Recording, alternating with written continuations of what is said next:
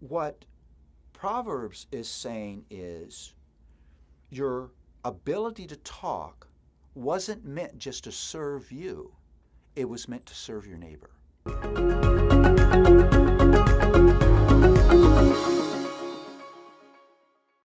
It's been good to spend time in Proverbs. It's been good to look at these themes. It's been good for my heart. It's been convicting and yet gloriously comforting.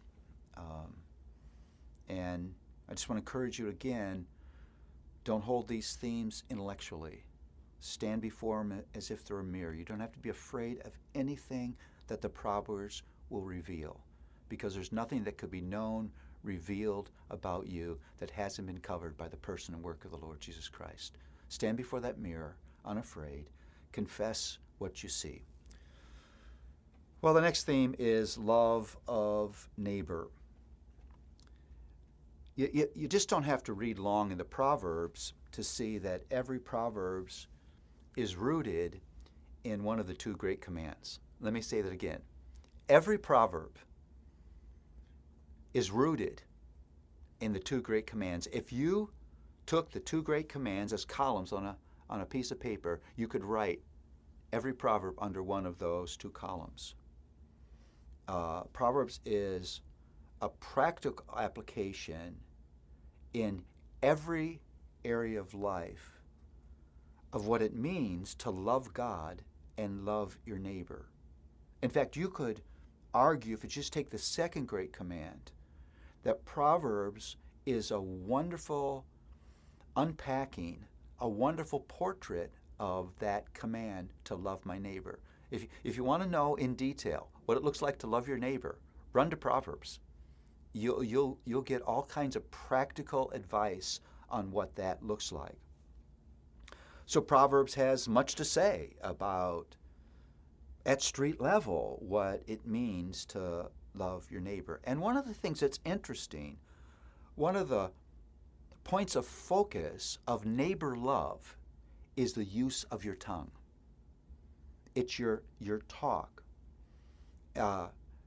In chapter 15, there's a long contrast between the good fruit of a gentle word and the negative fruit of a hard word.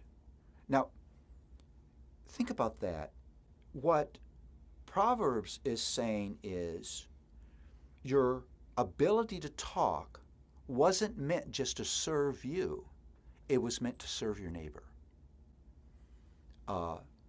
You talk in an other-centered way, knowing that you have great power to influence a person by your words.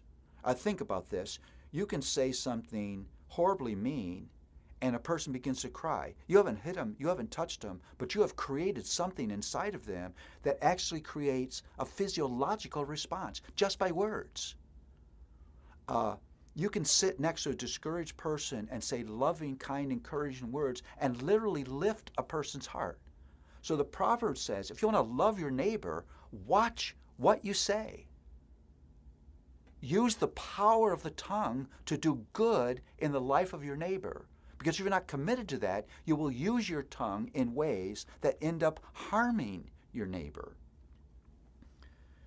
You can't read the Proverbs without encountering the fact that love of neighbor is revealed in the things that you say, the way you use this powerful ability to talk.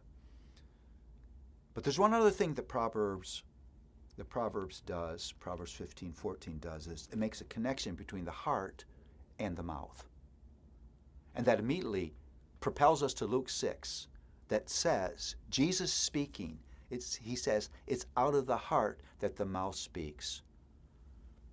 My use of the tongue, whether it's selfish or loving, is not a mouth problem, it's a heart problem. And that's why in James 3 we're told that no one can tame the tongue, because no one can tame the heart. there we run for God's grace and say, won't you make me a person who loves my neighbor by the use of my tongue? What does that look like?